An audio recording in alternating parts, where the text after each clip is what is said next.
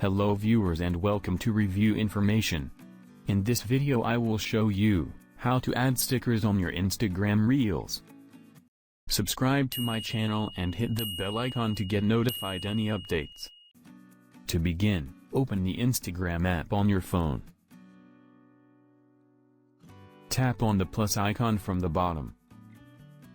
Now go to the Reel option. Now long press on the shutter to create a new reel. Release your finger when you are finished. Then tap on Next. Now tap the stickers icon at the top of the screen. From the list of stickers, choose the one you would like to add to your video. Tap over the sticker to change the style. Now you can resize the sticker and place it anywhere on the screen.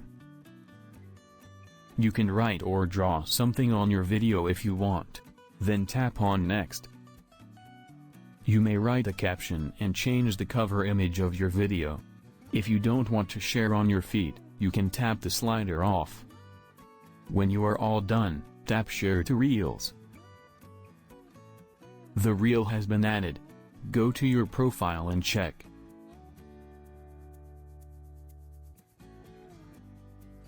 So in this way, you can add stickers on your Instagram Reels. Thank you for watching.